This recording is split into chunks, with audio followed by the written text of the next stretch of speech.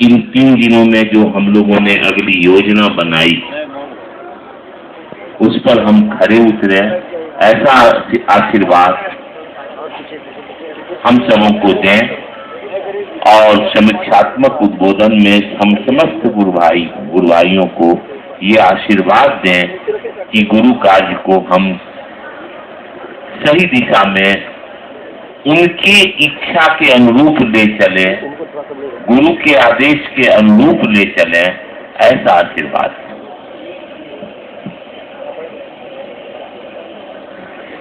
विषय तो अभी साहब के लिए था जिस पर रात ही हो गया था।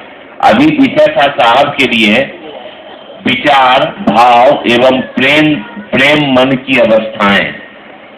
ये विषय रात में ही साहब बोले, जो लोग सुने होंगे साहब इस पर प्रकाश डाल चुके हैं, इसलिए मैं विषय से नहीं बांधना चाहूंगा, मात्र समीक्षात्मक उद्बोधन में आशीर्वचन चाहता हूं कि हम लोग गुरु दिशा में चल जाए। सब तो बोल ही दिए, तो कब बोलना है? बैठो। ये 3 दिनों की चल रही कार्यशाला और उसका अब समाप्ति का काल। इस कार्यशाला के पीछे एक ही प्रयोजन था। आम सभा तो सरकारी नियमों के अधीन होती है, लेकिन कार्यशाला जो हुई है उसके पीछे एक ही प्रयोजन था कि हम आप उस शिव को जो सब जगह पूजा जाता है, वो गुरु भी है, इस बात की समझ लोगों में पैदा करें।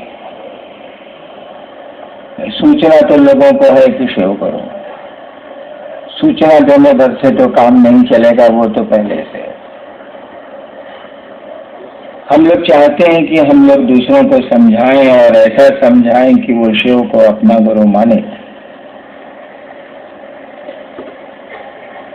सच मानिए तो इस पूरे कार्यक्रम का, 3 दिनों के कार्यक्रम का यही प्रयोजन था, यही प्रयोजन है और भविष्य में भी ऐसे कार्यक्रमों का प्रयोजन यही रहेगा।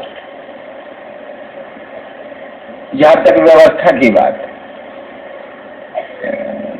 इतने लोग बोल चुके, इतना उत्तर भी हुआ, आप भी व्यवस्था को समझते हैं, जो जिनको आपने अपना पदाधिकारी चुना है, बनाया है, वो भी इस बात को समझते हैं।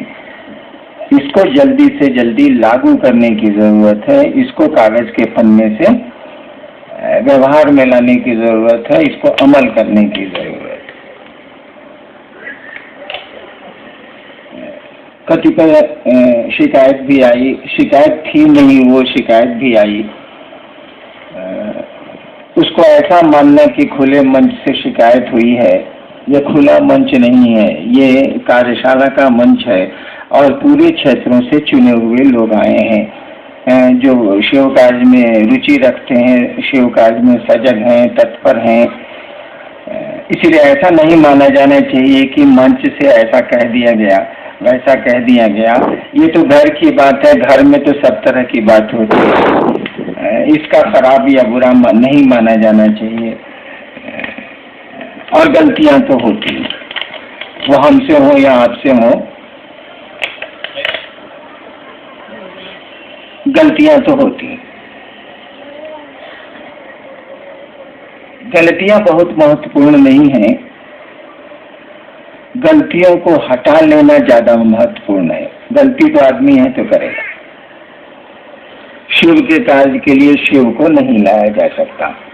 महादेव के काम के लिए महादेव दूसरों के गुरु हो जाएं, एक एक आदमी उस शिव से जुड़ जाए, इस काम के लिए तो महादेव को ढूंढ के नहीं लाइएगा। और महादेव को खुद कर लेना होता तो आज 14,000 साल का इतिहास हमारे आपके पास है। शिव लोगों के गुरु नहीं हुए, आम लोगों के गुरु नहीं हुए, आम जनमानस के गुरु नहीं हुए वो, यानी करना तो हमको आपको ही पड़ेगा। और शिष्य हैं हम, आप तो करेगा दूसरा कौन? गुरु का हाथ पांव ही होता है, शिष्य शिष्य का भी सब कुछ होता है गुरु, और गुरु के लिए भी सब कुछ होता है उसका शिष्य। दोनों के मिलने से ये गुरु शिष्य की परंपरा चलती है। गुरु की कुर्सी का कोई अर्थ नहीं है अगर उसका कोई शिष्य न हो, और शिष्य के लिए भी अगर गुरु न हो तो वो शिष्य हो ही नहीं सकता।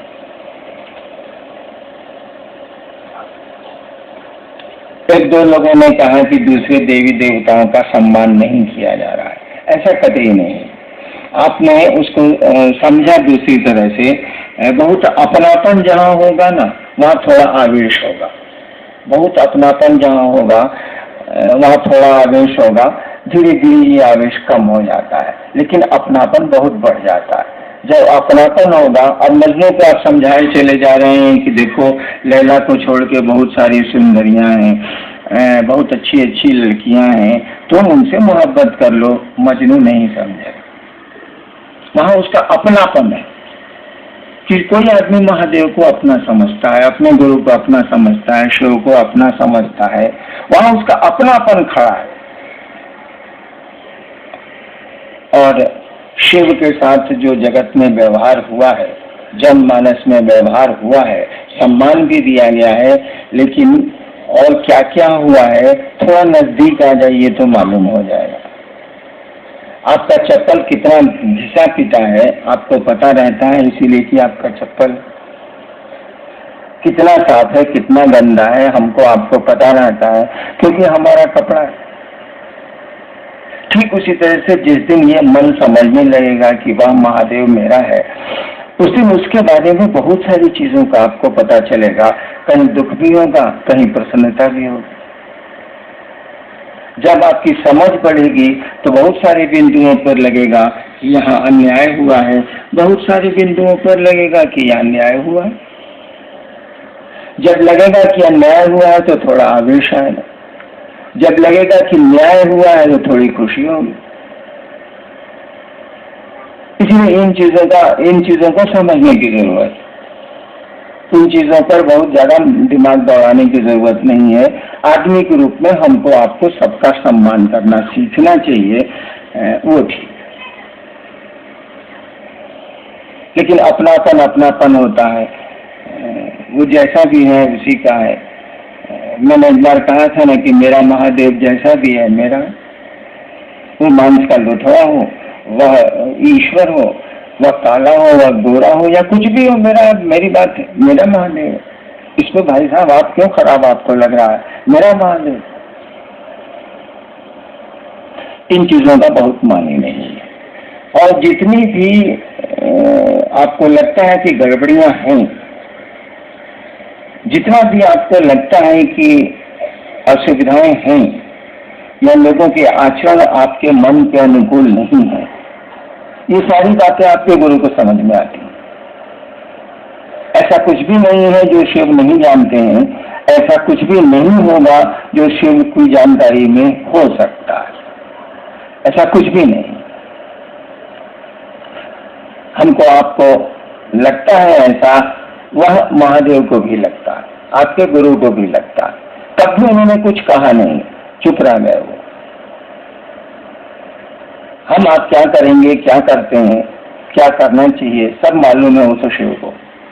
तब भी वो कुछ बोले नहीं, कुछ उन्होंने कहा नहीं, केवल इतना ही कहा, जाओ दूसरों को समझाओ, दूसरों को समझा के शिव शिष्य बनाओ। समझाओ तो उन्होंने नहीं कहा, उन्होंने कहा कि जाओ दूसरों को शिव शिष्य बनाओ और दूसरों को यही काम करने को कहो।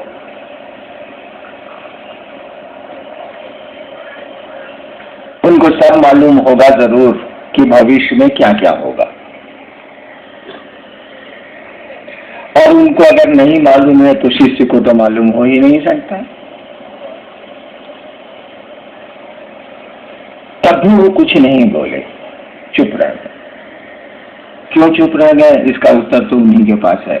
जो हम लोगों ने सुना उतना ही बोल सकते हैं। यानी जो उसने कहा है, अगर आप उसी पर खड़े रह जाएं। मैंने कहा था एक दो दिन पहले कि आप गड्ढों को देखेंगे तो आपकी यात्रा गड्ढों की ओर होगी, आप खराबियों को देखेंगे तो आपकी यात्रा खराबियों की ओर होगी। आप अच्छाइयों को देखेंगे तो आपकी यात्रा अच्छाई की ओर होगी।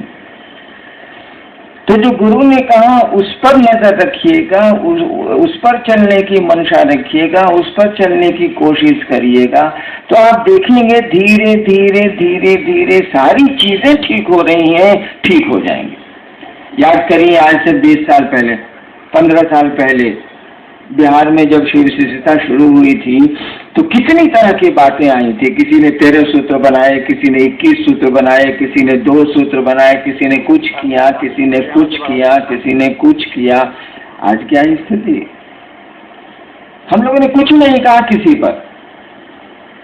जो गलत थे वो खुद ही अलग होते चले गए, जो सही थे वो खुद ही सटते चले गए। हम लोगों ने कुछ नहीं कहा, किसी का विरोध नहीं किया, लेकिन चीजें सुधरती चली गई। कितना बहुत कुछ सुंदर हो गया है शिव शिष्यता में। बहुत कम जगह गड़बड़ियां हैं और वो गड़बड़ियां भी खत्म हो जाएंगी अगर उन गड़बड़ियों पर आप ध्यान नहीं देंगे। अगर ध्यान देंगे तो वो रहेंगी, ध्यान नहीं दें, गुरु जो कहते हैं उस पर ध्यान दें, वो चीजें धीरे धीरे खत्म हो जाएंगी। अगर नहीं खत्म होती तो शिव जरूर बोलते, वहां भी कोशिश करने की जरूरत होती तो महादेव जरूर कहते कि उस जगह भी हिट करना, उस जगह भी कोशिश करना। नहीं बोले वो। ऐसे ही उसको गुरुओं का गुरु नहीं कहा जाता है, ऐसे ही वो गुरुओं का मालिक नहीं बना हुआ है जिसके एक वाक्य से संसार की चीजें शिव की ओर घूम सकती हैं, उसी का नाम है महादेव। एक वाक्य उसने कहा, जाओ दूसरों को शिव का कैसे बनाओ। इतनी सी बात आपको पता हो या नहीं हो, संसार की सारी सिद्धियां इसी आदेश में है, संसार का सारा भोग इसी आदेश में है। शिव ने ही कहा है, इसकी परिधि के बाहर कुछ भी नहीं, कुछ भी नहीं। और होता तो वो जरूर बोलते, और हम लोगों ने तो अपने जीवन में देखा उसके बाहर कहीं कुछ नहीं। संसार की कोई सिद्धि उसके बाहर नहीं है, कोई समृद्धि उसके बाहर नहीं है, कोई सुख उसके बाहर नहीं है, कुछ भी उसके बाहर नहीं है। आध्यात्म जैसी दुनिया उसमें सिमट गई है, बिल्कुल एक मुट्ठी में आ गई है, मात्र उसकी एक पंक्ति में। गुरु इसको कहते हैं, ये है महादेव। और उसने कुछ कहा ही नहीं, बिल्कुल हल्की बात कही कि जाओ दूसरों को शिव से बनो, और कुछ कहा ही नहीं, बहुत मामूली बात कही।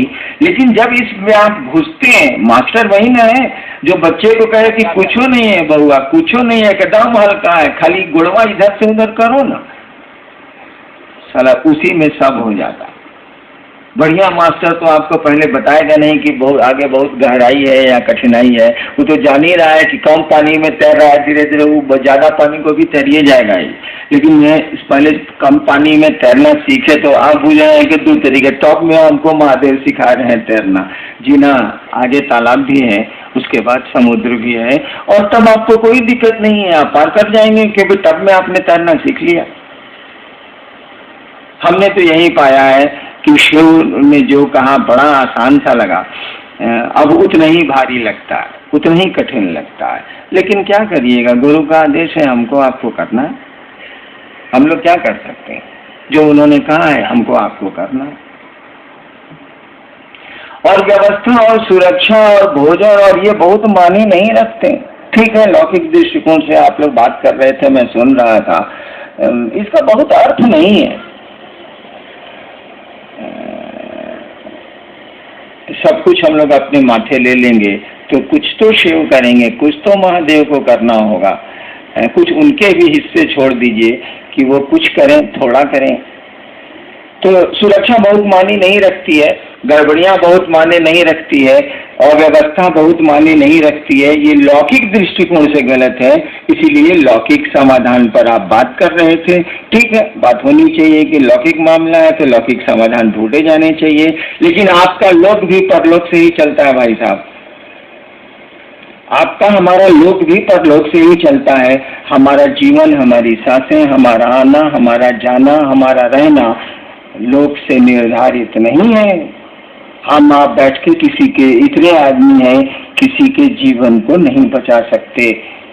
बहुत कठिन है। देखिए फिर इतने लोग हैं, इतनी शक्तियां हैं, सब टुकड़े टुकड़े में शक्तियां बैठी हैं उस शिव की, कुछ नहीं कर सकते। यानी हमारा आपका ये जीवन भी वहीं से चलता है, दिखता है लोक में, लेकिन इसके पीछे जो ऊर्जा आई है, जो शक्ति काम कर रही है, वो हमारे आपकी आंखों से नजर नहीं आती। वो परलोक की है, दूसरे लोक की। तो लौकिक रूप से जो व्यवस्थाएं जरूरी है हम आप जरूर करेंगे, और हमको आपको करना चाहिए। क्योंकि लोक में हम रहते हैं, इस दुनिया में हम रहते हैं, तुरंत आरोप और आक्षेप हम पर आप पर लगेंगे। तुरंत लोग कहेंगे कि ऐसा हुआ, ऐसा हुआ, ऐसा हुआ। इससे तो बचना ही पड़ेगा। लेकिन अगर महादेव का आदेश आप ठीक से करते हैं तो ये आरोप नहीं लगेंगे। आपको महादेव ने कहा दूसरों को शिव शिष्य बनाओ, अब आप शराब पी के मंच पर जाइएगा, लोग कहेगा दारू पिए हुए हैं साला, क्या बोले। देखिए गुरु का आदेश अब गड़बड़ा रहा है। उन्होंने कहा दूसरों को शिव शिष्य बनाओ, वो कहेगा कि नहीं साहब कुंची बोलेगा, शिव शिष्य बना हुआ है, सर अपने दारू पी के बैठा हुआ। देखिए आपको गुरु का कार्य करने में संयम बरतने की जरूरत हो गई। आप गंदा रहेंगे, बहुत गंदा रहेंगे, लोग कितना गंदा रहता है, देह बसा रहा है साला, इसके बगल में क्यों बैठेगा, चलो हटो, फिर शिव से नहीं बनेगा। बहुत सारी बातें मैंने अपने जीवन में देखा है कि बहुत कुछ संयम खुद ब खुद हमको आपको करना पड़ता है गुरु कार्य के लिए, और महादेव ने कुछ नहीं कहा।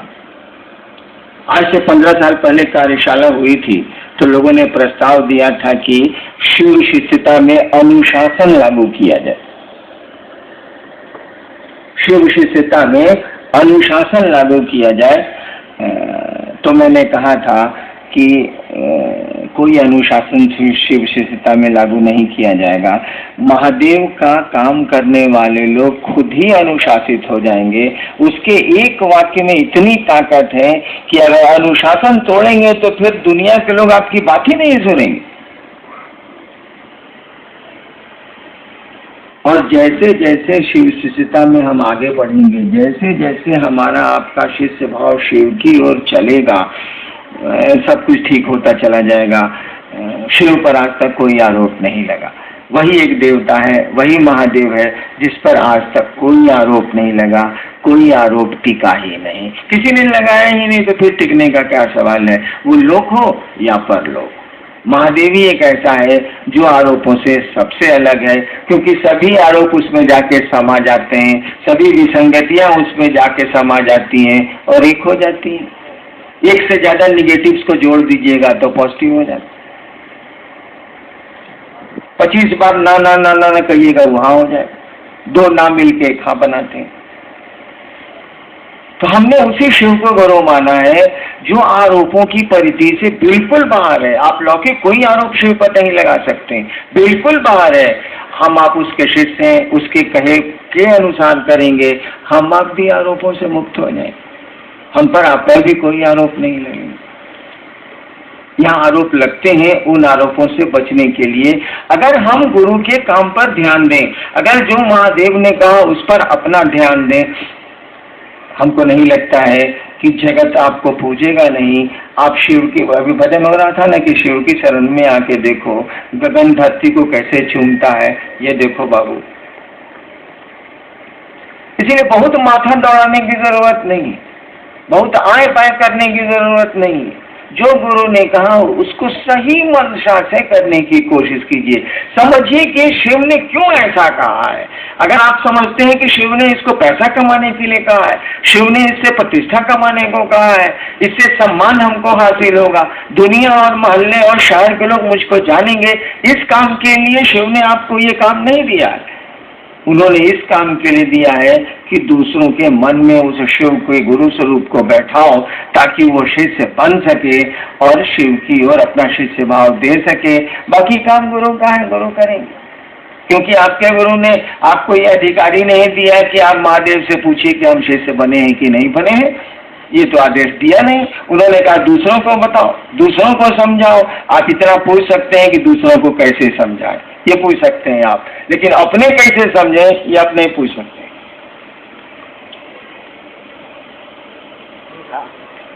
क्यों कहा ऐसा? क्यों नहीं कहा कि तुम पूछना हमसे कि तुम शिव शिष्य हुए कि नहीं हुए? क्यों कहा? क्यों नहीं कहा? इसीलिए नहीं कहा, ये तो गुरु की जिम्मेवारी है। कोई शिष्य होगा तो उसको शिव बनाने की गुरु की जिम्मेवारी है। तो वो क्यों तुमसे आपसे कहेगा कि तुम कहाँ पहुंचे, हमसे पूछना? उसकी तो ड्यूटी है, वो तो करेगा। तो आपको स्कोप क्यों देगा? नहीं होगा कब न पूछिएगा। या जो गुरु ने कहा और उससे जो नतीजे आने वाले थे, आने वाले हैं, वो नतीजे नहीं आएंगे तब ना सवाल उठेंगे। नतीजे नहीं आने का कौन सवाल है? 5 करोड़ मच्छर विक्रांत जलपोत पर बैठ गया है। वो जो पहले चलता था ना जलपोत विक्रांत, अब तो बंद हो गया। उस पर 5 करोड़ मच्छरे बैठ के कैप्टन से कहे कि कैप्टन साहब, हम लोग 5 करोड़ आपके जलपोत पर आ गए हैं, कहीं ऐसा तो नहीं कि धंस जाएगा? विक्रांत का कैप्टन कहेगा कि बाबू, हमरे डेक पर तो फुटबॉल खेला जाता है, हम ये डेक पर 8-8 हवाई जहाज एक साथ उतरते और चाहते हैं। तुम्हारे 5 करोड़ मच्छर के बैठने से क्या अंतर आता है? 10-20 करोड़ और हो तो आ जाओ, कोई दिक्कत नहीं है। हम खुलेंगे और जहाँ जाना है पहुँच जाएंगे। तुम बैठो, कोई दिक्कत नहीं। उड़ोगे तभी दिक्कत है, उड़ जाओगे तब फिर तो हम तुमको पहुँचा नहीं सकेंगे। तुम्हारे वजन से इस जलपोत को में कोई हलचल नहीं होने वाली है। थोड़ी हलचल भी होती, वो भी नहीं होने वाली है। तो शिव गुरु का तो ऐसा पद है कि हम पूरा जगत समा जाए। जगत मैंने धरती, जगत में बहुत छोटी चीज है। पूरी धरती समा जाए, पूरा जगत समा जाए, तब भी उस जलपोत में कोई हलचल नहीं होने वाली है, कोई उसको दिक्कत नहीं होने वाली है। आदमी रहे तब ना, यहाँ शिव ही गुरु है, आदमी तो हम लोगों के बीच में गुरु नहीं है। और गुरु से, शिव से हम लोगों को जोड़ना है, लोगों के मन में शिव को उतारना है, उस गुरु को उतारना है। उतारना तो शिव को है, लेकिन शिव उतरेंगे नहीं जब तक वे ही गुरु के रूप में उतरेंगे नहीं, क्योंकि गुरु का काम ही है कि आपको वो शिव से जोड़ते हैं, आपको परमात्मा बनाते हैं। हमको आपको जुड़ना है उस महादेव से ही जिसकी घरों में पूजा होती है, लेकिन हम लोग आप जुड़ कर आ रहे हैं। पूजा पूरी की पूरी पूजा जो हमारी चल रही है, स्थापित जो पूजा पद्धतियां हैं, वो पद्धतियों में आके दम तोड़ रही है, विधियों में आके दम तोड़ रही है। नतीजे तो आ नहीं रहे, बहुत कम आ रहे हैं, बहुत हल्के आ रहे हैं, लेकिन वो पद्धति में ही वो पानी नलके से कहाँ से गिरेगा? पाइपे में खत्म हो जा रहा है, नल से आ ही नहीं रहा, तो प्यास तो मिटेगी नहीं। बूंद बूंद कभी टपक गया तो प्यास मिट गई, अन्यथा वो पानी का सप्लाई तो पाइप में ही रह जा रहा है, चल ही नहीं पा रहा। बिना गुरु के ये काम होता नहीं है। हम लोगों ने कहा उस शिव को गुरु बनाइए। धीरे धीरे मैं देख रहा हूँ कि शिव को गुरु आप बना रहे हैं क्षेत्रों में। आप धीरे धीरे मुझको भी गुरु बनाते चले जा रहे हैं। इस आदत को छोड़िए।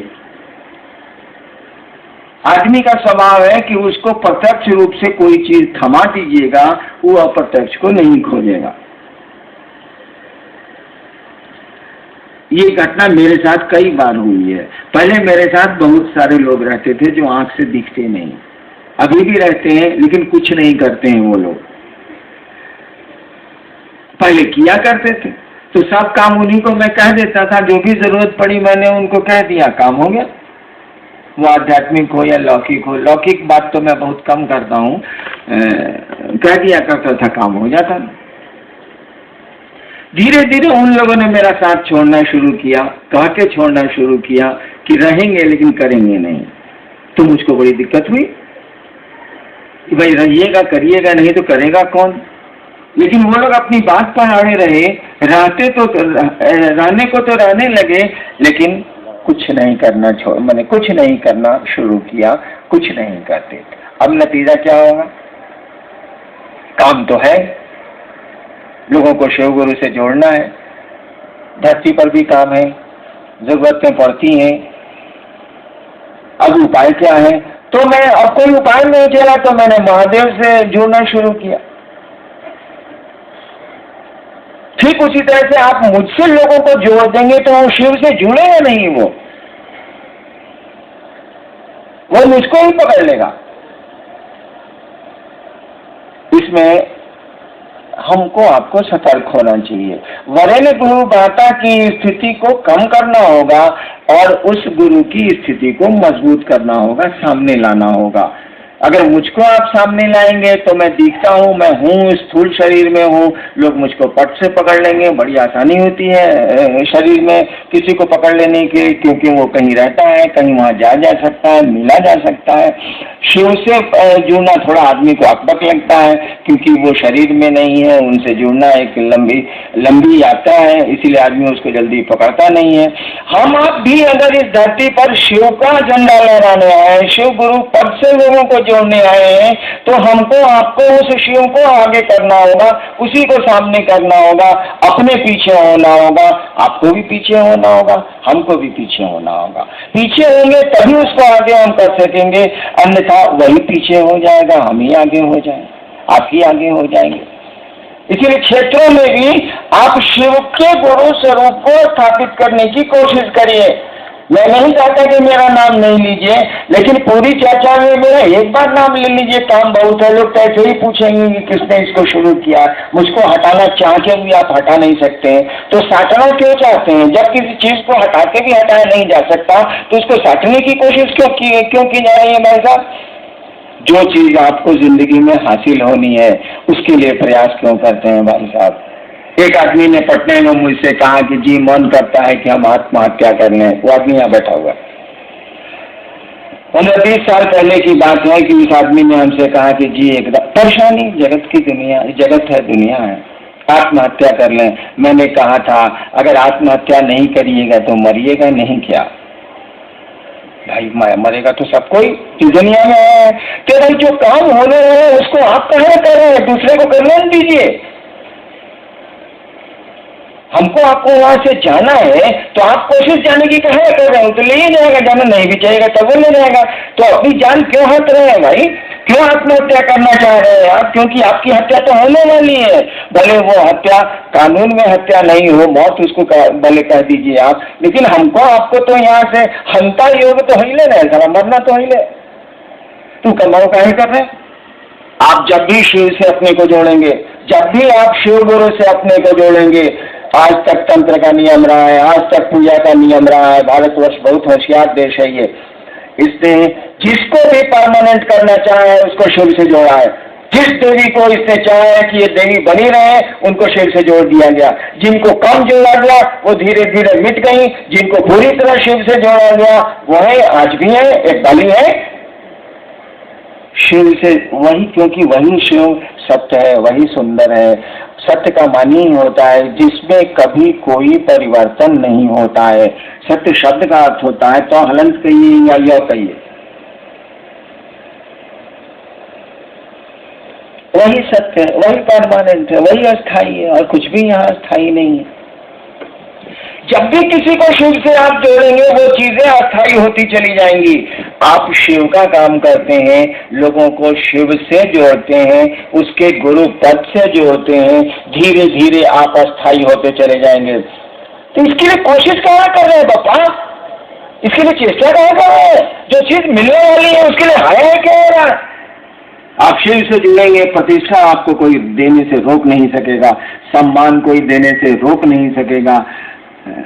सांप जब जहर रखता है और टेढ़ा चलता है और गलती से शिव मंदिरों की नालियों से शिवलिंग पर चला जाता है, अरे वो पूजा जाता है, लाठियां नहीं खाता, अक्षत और फूल दिए जाते हैं, दूध दिया जाता है उसको, जबकि वह नाली का सांप है, सड़कों का सांप है।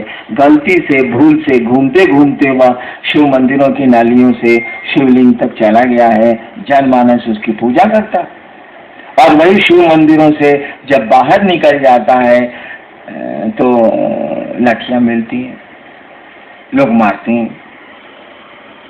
और शिवलिंग पर उसकी पूजा करते हैं। बक्सर के प्रोग्राम में मैं गया था, दीदी भी आपकी थी। मैं चलने लगा तो 6-7-8 साल पहले की बात, 10 साल, मैं चलने लगा तो प्रेस वालों ने मुझको घेरा। चलते समय मैं भागता हूँ, महोत्सव में जब खत्म होता है तो मैं भागता हूँ।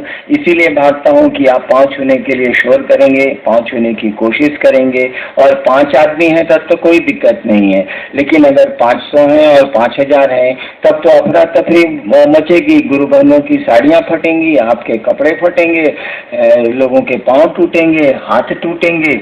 इसीलिए रोक लगी हुई है कि नहीं आप पाँव नहीं छू सकते। तो मैं हड़बड़ी में था, गाड़ी में चढ़ने जा रहा था, सतीश जी लोग सब लोग थे, रामविलास जी थे, मैं गाड़ी में चढ़ने जा रहा था। प्रेस वालों ने घेरा कि सर कुछ बोलिए, सर कुछ बोलिए। हम कहा भैया मैं उठ गया, अब क्या बोलूं। गाड़ी तक मेरा पीछा किया, अंत में कहा कि अगर लिख सकते हैं, सुन सकते हैं तो एक बात सुन लीजिए। उसने पूछा था प्रेस वालों ने कि आप इतने लोकप्रिय क्यों हैं? उस समय की बात है, अब तो पूछेगा कि आप लोकप्रिय, अब शब्द मेरे लिए खत्म हो गया। उस समय पूछा था कि आप इतने लोकप्रिय क्यों हैं, इतने लोग आपको सुनने क्यों आए, यही सवाल था उसका। हम कहा हम जा रहे हैं भैया, हम हड़बड़ी में जा रहे थे।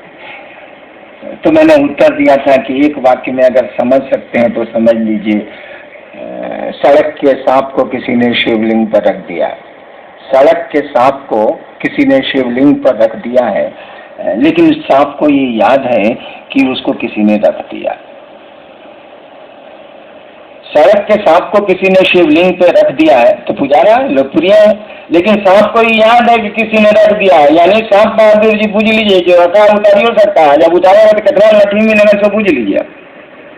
हमने यही कहा था, सड़क के सांप को किसी ने शिवलिंग पर रख दिया है, लेकिन सांप को ये याद है कि किसी ने रख दिया।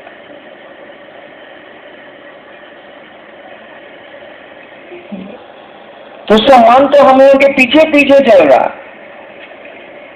उसकी कोशिश क्या, उसके लिए प्रयास क्या, वो चाहिए उसका आपको हटाना कि हटाइए हटाइए हटाइए, हटेगा नहीं आपसे। शिव के साथ सटे हैं, शिव के साथ दूसरों को सटा रहे हैं। सम्मान आप चाहिएगा, दुनिया चाहेगी तब भी नहीं हटा सकेगी। आप उल्टा उससे जुड़ने का प्रयास करते हैं, जो चीज होने वाली है उसी को करना चाहते हैं। नहीं भी करिएगा तो होगी, और उसको रोकिएगा तब भी होगी, क्योंकि शिव की बात आप कर रहे हैं, उनके गुरु स्वरूप की बात कर रहे हैं। सम्मान तो आपके साथ सटा हुआ है, उसके लिए कोशिश क्यों करते हैं, उसके लिए चेष्टा क्यों करते हैं? एक समय आएगा कि सम्मान आपको मिल जाएगा।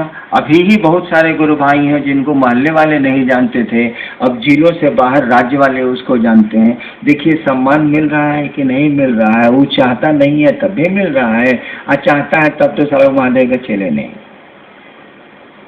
वो समझता ही नहीं। तो हमको आपको वही करना है जो हमारे यहाँ के गुरु ने कहा, और उसकी मंशा, हमारे यहाँ के करने की मंशा वही होनी चाहिए जो गुरु चाहते हैं।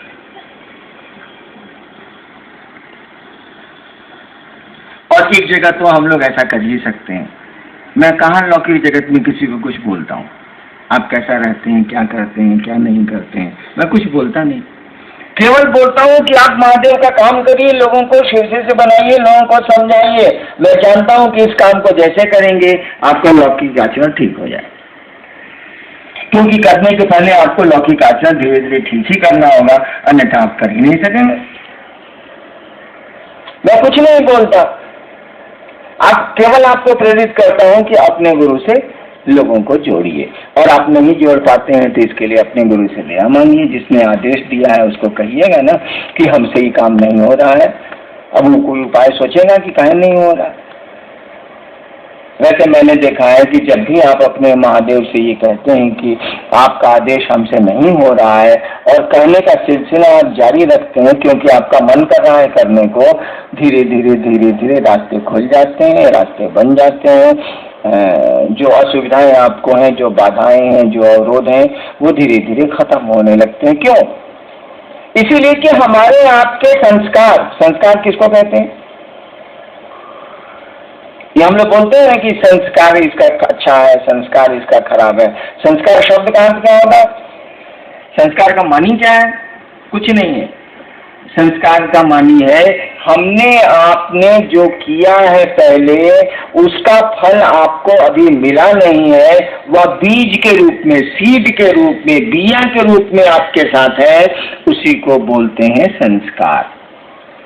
जैसे आप एक मुक्का दीवार पर मारिए, चोट तुरंत लग जाएगी, फल मिल गया आपको। मुक्का मारे दीवार में, तुरंत मिल। आप बहुत डॉन है टाउन के, आप 5 आदमी को रोज पीटते हैं, तो बेचारा कुछ नहीं बोलता।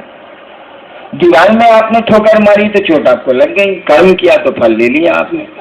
लेकिन आप बहुत बड़े डॉन है शहर के, रोज 5 आदमी को 5 लपड़ मारते हैं, वो बेचारा गरीब है, कमजोर है, कुछ नहीं बोलता।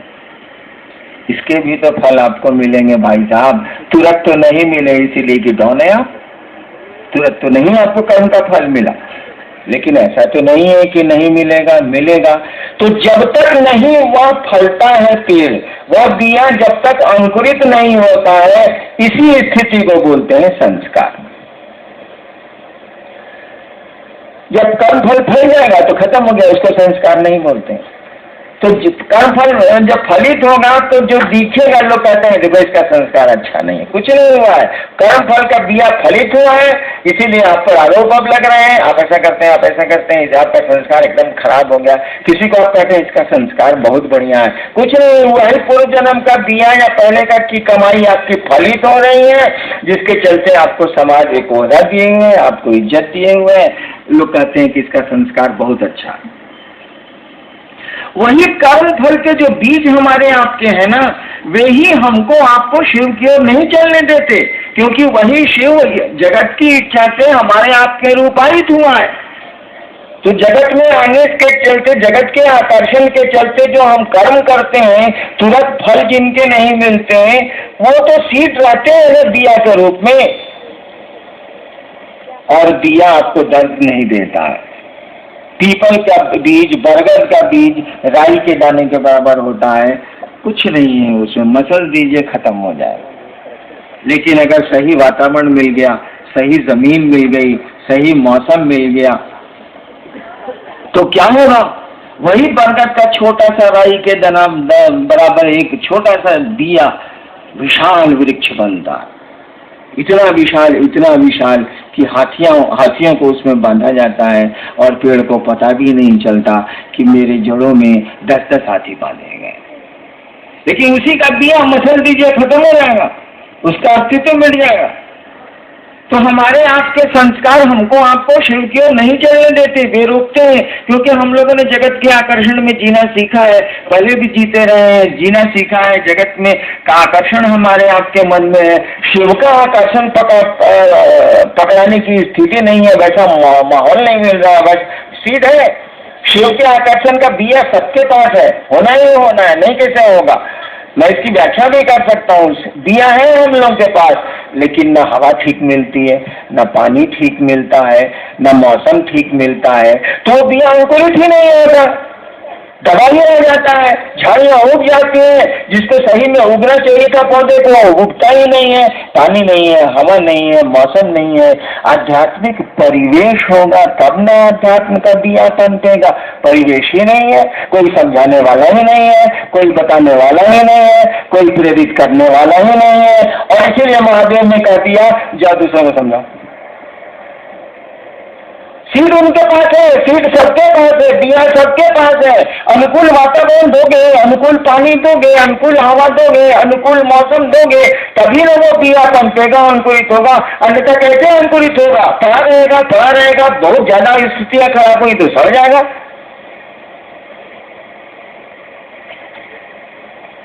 गुरु की दया इन्हीं संस्कारों में परिवर्तन करती है। गुरु की दया हमारे प्रारब्ध कर्मों में परिवर्तन करती है। जब उनकी दया आपको मिलेगी तो आप गुरु चर्चाएं करते हैं तो आपके कष्ट कम होते हैं, आपकी तकलीफें, आपकी बाधाएं, आपके जीवन के अवरोध घटते हैं। क्यों घटते हैं? गुरु चर्चा करते हैं, गुरु का आदेश करते हैं, जैसे किसी का आदेश मानिएगा उसकी दया आपको मिलेगी। जैसे किसी की हुकूमत मानिएगा वो आदमी आपके प्रति सॉफ्ट कॉर्नर होगा, उसके पास आपके दिल में जगह होगी, उसकी दया आपको मिलेगी। और गुरु की दया, शिव की दया, धरती पर कौन सी चीज है जो नहीं हो सकती? किम न सिद्धते भूतले, शिव अगर चाहे तो इस संसार में क्या है जो नहीं हो सकता। धीरे धीरे हमारे कर्म फल के बीज दग्ध हो जाते हैं, जलने लगते हैं, फिर अंकुरित नहीं होते तो आपकी बाधाएं कम हो जाती हैं, अवरोध कम हो जाते हैं। दिया तो रहता है लेकिन पेड़ नहीं बनता। तो आप उनसे दया मांगने की मानसिकता में जाएंगे, उनके आदेश को करने की मानसिकता में जाएंगे और आपसे नहीं होगा तो छटपटाएंगे आप। किसी का जीवन बचाना चाहते हैं, आपका प्रिय है और बचा नहीं पा रहे हैं तो छटपटाएंगे आप, रोएंगे आप, चिल्लाएंगे आप। क्योंकि आपका बस नहीं चल रहा है, बीमारी लाइलाज हो गई है, बिना इलाज के अब इलाज पर भी नहीं ठीक हो रही है, उसका इलाज नहीं हो पा रहा है, और आपका कोई प्रिय आदमी है, आप तो छटते भी कीजिएगा, आप तो रोई भी कीजिएगा, आप तो चिल्लाई भी कीजिएगा, आप तो माथा फोड़ भी कीजिएगा अपना। जब ये मन की स्थिति आ जाएगी कि मेरे गुणों का आदेश है और मुझसे नहीं हो रहा है, आप चाहत आपकी बहुत तेज हो गई है, तो छटपटाइएगा, हल्ला करिएगा, शोर करिएगा, हंगामा करिएगा। लोग कहेंगे आवेश में बोलता है, कुछ नहीं है, छटपटाहट है, इसीलिए आप ऐसा बोलते हैं। मेरी पत्नी बीमार पड़ी पटने में 94 या 97 में, 1 बजे रात में उनको स्ट्रोक जब पड़ा तो मैं थोड़ा कोढ़िया हूँ, अस्पताल से बहुत डरता हूँ।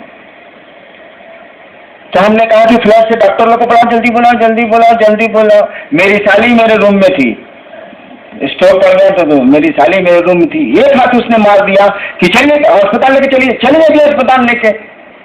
देखिए दिस इज आवेश। उसकी छोटी बहन है, उसको नहीं बर्दाश्त हुआ, एक हमको ठेल दिया उसने, गाड़ी निकलो जल्दी से, चलिए लेके दीदी को। आवेश, अपनापन का आवेश यही है। उसने मारा मुझको थोड़े ही, उसका अपनापन आवेशित हो गया। तो जब हमको आपको कोई चीज हम चाहेंगे और नहीं मिलेगी तो छटपटाहट होगी, आवेश होगा। आप नहीं करेंगे तो मैं आवेशित खुद ही होता हूँ, कम होता हूँ लेकिन होता हूँ। आखिर कोई कितना कहेगा, सोचिए तो। कहते कहते कार्यशाला बुला रहे हैं, ये कर रहे हैं, वो कर रहे हैं, वो कर रहे हैं, कितना कोई कहेगा। अंत में तो कबीर ने कहा अब कुछ कहना ना, जा साला, कहना था सो कह दिया, अब कुछ कहना ना। बैठा दरिया मान, साला नदी के बीच में हम बैठ गए, साला आओ चाहे जाओ, एक आई दूजी गई, बैठा दरिया माही, साला आओ चाहे जाओ, कहना था सो कह दिया, अब कुछ कहना ना है। यहाँ भी कबीर आवेशित है, कह रहे हैं कि साहब कहना था सो कह दिया, अब कुछ कहना नहीं, एक आई दूजी गई, बैठा दरिया माही। नदी में बैठिएगा तो क्या होगा, लहरें आएंगी और जाएंगी।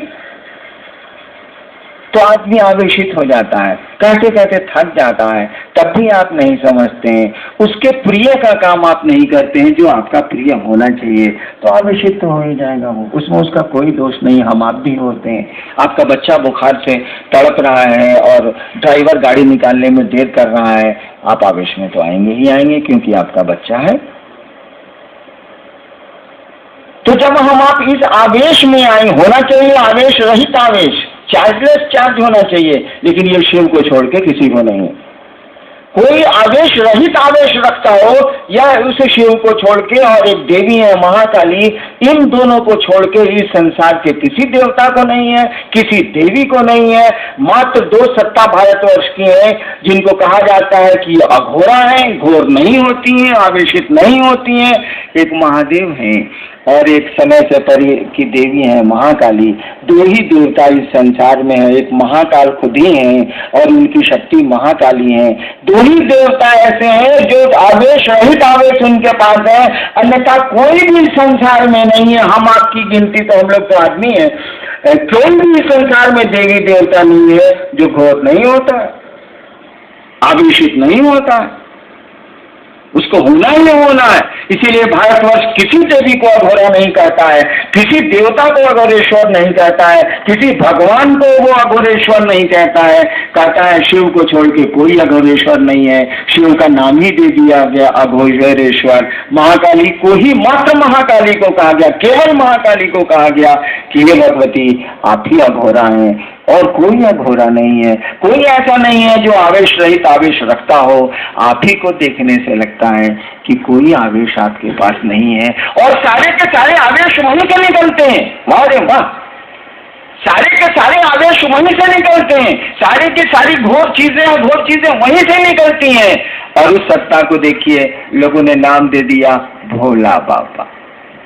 देखिए, असंख्य शक्तियों का धारक हो, धारक नहीं जनक है वो। जितने भी संसार में शक्तियां हो सकती है, शिव उसका जनक है, वो पैदा करता है, वहीं से पैदा होती है वो। और लोगों ने नाम दे दिया भोला बाबा। भोला मने बुड़बक, भोला मने बेवकूफ, भोला मने इसको कुछ नहीं बुझाता है, काहे तंग करता है, लड़का बड़ा भोला है भाई साहब, मत तंग कीजिए उसको। कहा उसको चिढ़ा रहे हैं? लड़का बहुत भोला है, बहुत सीधा। अनंत शक्तियों के धारक को इस देश ने नाम दिया भोला। कहा ही जाता है शिव को छोड़ के कोई अघोर नहीं है, महाकाली को छोड़ के कोई अघोर नहीं। तो आवेश रहित आवेश तो शिव में है मात्र, और फिर उनकी शक्ति महाकाली में, महाकाल में उनकी शक्ति महाकाली में, और इस संसार में कोई इससे मुक्त नहीं। नन ऑन दी अर्थ। वो अर्थ क्या? World, globe. तो आवेश स्वाभाविक है, कोई क्या करे। कभी तो दरिया के कहिए थे इनके, एक गई दूजी आई, एक आई दूजी गई, बैठा दरिया माई, कहना था सो कह दिया, अब कुछ कहना नहीं। हम लोग के साथ दिक्कत क्या? कभी तो बोल के चले गए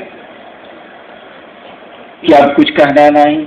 हम लोग के पीछे तो चला भलुए हम लोग को पकड़ लिया है। हम लोग कंबल को थोड़े पकड़े हैं, सर दिखता है कंबल है, भालू सारा हुए धर लिया। वो डूब रहा था, हम डूब रहे थे। कंबल पहन के बुझ के साधु जी निकालने गए, था साला भालू धर लिया साधु जी को। अब लोग कह रहा है कि साधु जी आप काहे डूब रहे हैं, कंबलवा छोड़िए ना। सधुआ कहा कि साला हम काहे पकड़ेंगे, वो हुए हमको पकड़ लिया। हम लोग के साथ प्रॉब्लम है कि हम ही लोग पकड़ा गए। गुरु ने कहा जाओ दूसरे को समझाओ। अब आप कह नहीं सकते हैं कि अब कुछ कहना नहीं, फेरा लग गया।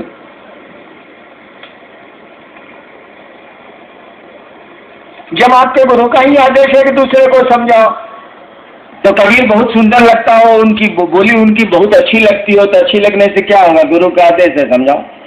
भले वो कहें कि अब कुछ कहना नहीं। हम लोगों के साथ तो ऐसा नहीं है। जब तक आवाज चलेगी, जब तक शब्द है हमारे पास, जब तक हम बोल पा रहे हैं, तब तक कोशिश करेंगे समझाने की, समझाते रहेंगे। तो हम आप अगर गुरु का आदेश नहीं कर पा रहे हैं तो उससे दया लें, मंशा बनाए। हम लोग इतना शोर क्यों कर रहे हैं? गुरु चर्चा करिए, लोगों को शिव से बनाइए, गुरु चर्चा करिए, लोगों को शिव से बनाइए, इसीलिए कि आपकी चाहत पैदा हो, आपके भीतर ये इच्छा पैदा हो कि हम गुरु का कार्य करें, हम शिव का कार्य करें, ये इच्छा पैदा हो। इच्छा पैदा होने न दीजिए, इलाज तो हम लोगों के पास है ले। चाहत पैदा होने न दीजिए कि कोई आपका बीमार है जल्दी से ठीक हो जाए। किसी को अपना समझिए तो जरा, अपने मन में ये चाहत पैदा होने दीजिए ना कि महादेव का काम करना है, ऐसा मन से करना चाहिए, मन से करने जब चेला है तो करेंगे। महादेव का गुरु का काम चेला नहीं करेगा तो पब्लिक करेगी, गुरु का काम चेला करेगा। गुरु के हाथ पांव ही उसके शिष्य होते हैं और दूसरा कोई नहीं होता।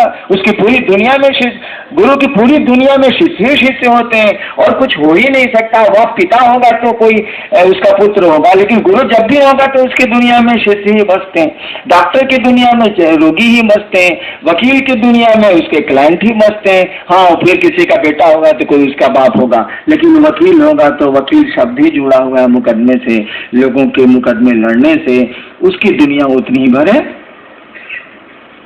तो जैसे आपकी चाहत आपके भीतर बढ़ेगी, जिसकी कोशिश में हम आप लगे हैं, जैसे चाहत आपकी बढ़ेगी, छटपटाहट आएगी, रोकेंगे आपके कर्म फल, रोकेगा उस शिव की सृष्टि की इच्छा रोकेगी। वही शिव रोकता है भाई, माया भी उसी की है। रोकेगी उसी शिव की सृष्टि की इच्छा जो जगत की ओर हमको आपको लेकर जा रही है।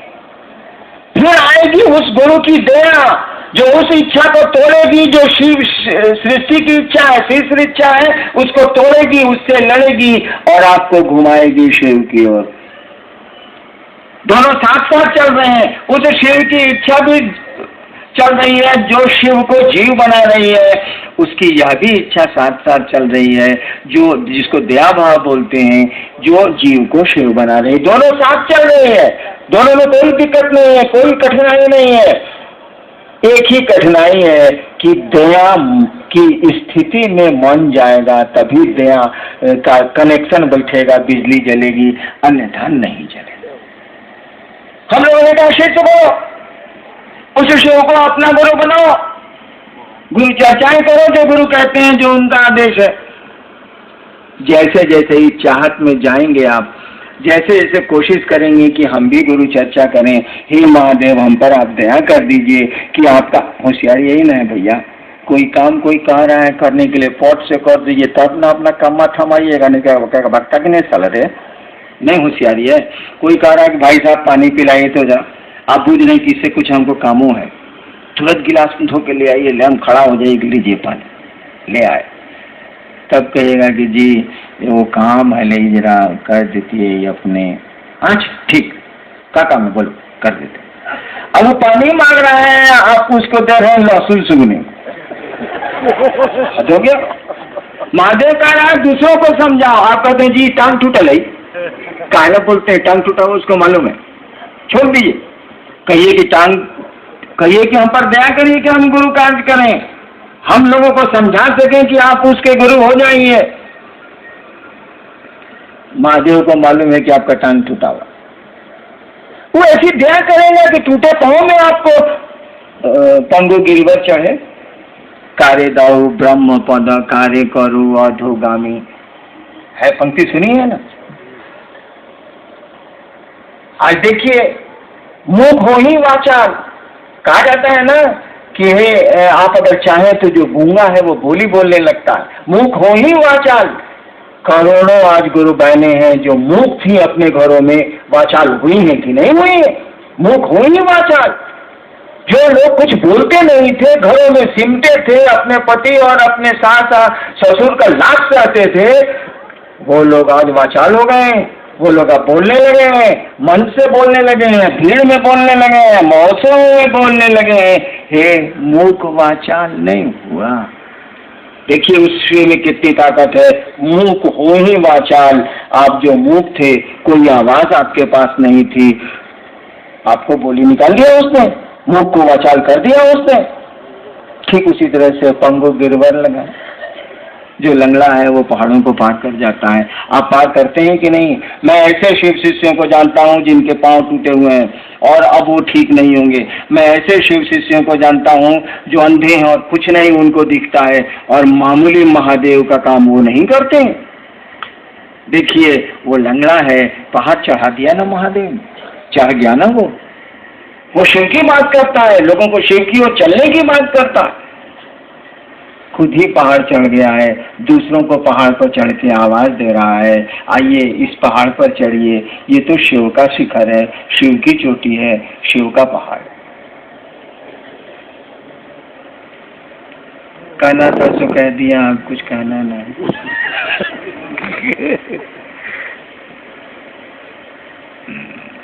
मुझको तो अच्छा लगा आपका आना, आपको मेरा आना अच्छा लगा कि नहीं लगा ये मैं नहीं जानता, लेकिन मुझको आपका आना जरूर अच्छा लगा।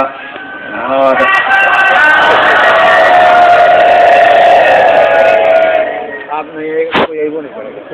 वैसे कहने से तो नहीं होगा, लेकिन मेरा दिल जानता है, आपसे मिलकर मैं बहुत प्रसन्न होता हूँ। लेकिन आपकी घटिया बातों को सुन के थोड़ा मुझको आवेश भी आता है। शिव नहीं हूँ इसीलिए आवेश तो आएगा ही आएगा।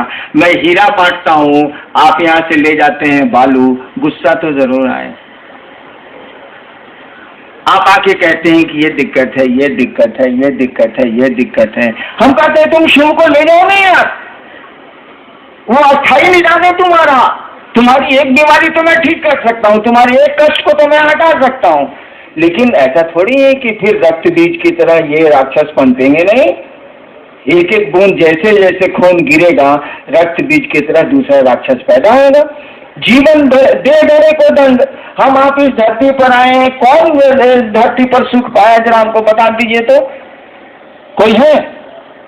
कोई नहीं है। एक बड़ी सुंदर कहानी है, मैं कभी कभी कहता था पहले।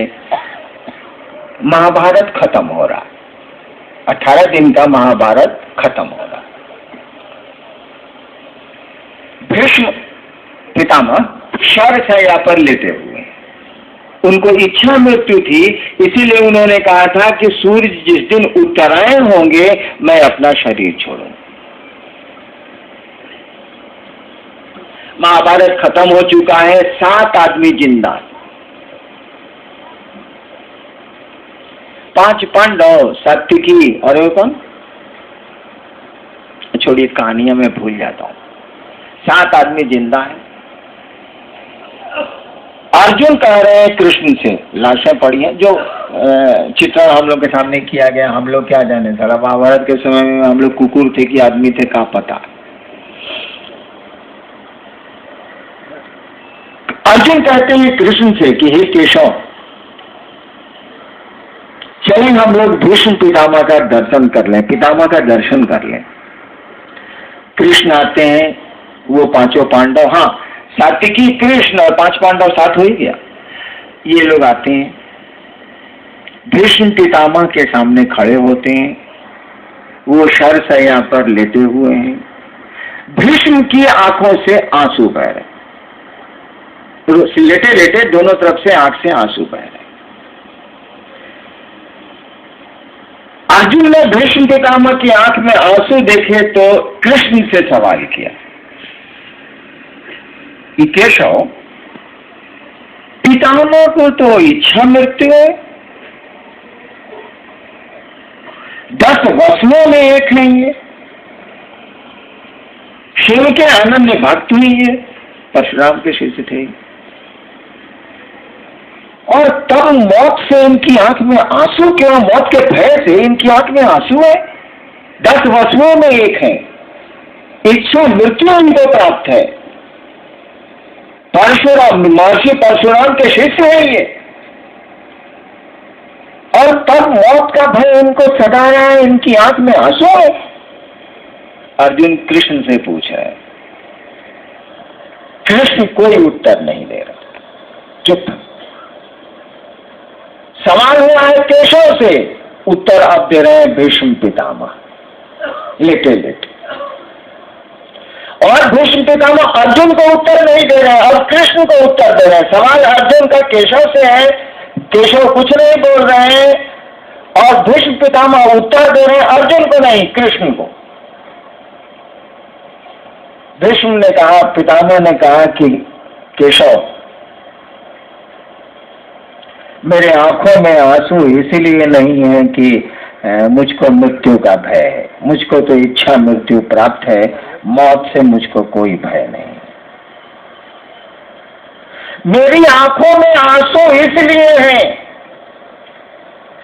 कि जब से कृष्ण तुम्हारे, केशव तुम इन लोगों के साथ आए हो द्रौपदी के स्वयंवर से, मेरी आंखों में आंसू इसलिए है कि जब से केशव तुम पांडवों के साथ आए हो, साक्षात, मैं जानता हूं कि तुम साक्षात ईश्वर हो, साक्षात ईश्वर पांडवों के साथ हैं, और द्रौपदी के स्वयंवर में साथ आए थे। द्रौपदी के स्वयंवर से लेके आज तक दुखों का जो पहाड़ पांडवों पर गिरा है, उससे तो कौरव भी वंचित हैं। मैं इसीलिए मेरी आंखों में आंसू हैं कि उस परमात्मा की लीला का तो कुछ पता ही नहीं चलता। साक्षात परमात्मा पांडवों के साथ है, और कौन सा नतीजा इनका नहीं हुआ है। जब से साथ है, द्रौपदी के स्वयंवर से लेके आज तक जब से साथ है, इन पर जो दुखों और पहाड़ों का तूफान गिरा है, वो तो पांडवों पर भी नहीं, वो कौरवों पर भी नहीं गिरा। मेरी समझ में नहीं आता कि ईश्वर साथ में है, साक्षात केशव आप साथ में है, तब तो उनका सब नतीजा मुड़ गया। उस परमात्मा की, उस महाकाल की क्या लीला है, ये मेरी समझ में नहीं आ रहा है, और इसीलिए आंखों से आंसू बह रहे हैं। तो दुखों का क्या लीजिएगा, रुकावटों का क्या लीजिएगा। शिव भी साथ रहेंगे, और शरीर में हम आप हैं, और वो भी अगर शरीर में रहेंगे तो अपने ही नियम में बंद के शिव को रोना पड़ता है, हंसना पड़ता है, उसी के नियम बनाए हुए हैं। लेकिन नियम जब कानून सरकार ने बना दिया है, तो सरकार का कोई भी उच्च से उच्च पदाधिकारी हो, वह नियम उसको भी समेटते हैं। ठीक उसी तरह से नियम तो शिव की इच्छा से बने हैं, उसी के बनाए नियम हैं। लेकिन शिव भी जब धरती के दायरे में आएगा, शरीर में आएगा, या शरीर लेगा, भूख लगेगी फिर शरीर लेगा, तो उसको भी वही कानून पकड़ेगा, वही नियम उसको पकड़ेंगे। अंतर इतना ही होगा कि उसके पास इतनी ऊर्जा नहीं होगी कि जो चाहेगा उसको कर लेगा। कृष्ण जो चाहेंगे सो होगा, राम जो चाहेंगे सो होगा, नतीजा भी साथ ही साथ होगा। कृष्ण भी साथ रहेंगे तो पांडवों का नतीजा होना ही होना है। लेकिन कृष्ण ने जो चाहा वो कर लिया। शिव भी शरीर में आएंगे, जो चाहेंगे कर लेंगे।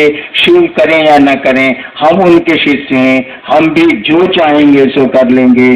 कम से कम गुरु के आदेश को जगत में उतार के तो जरूर दिखला देंगे। आप सबों को मेरा प्रणाम।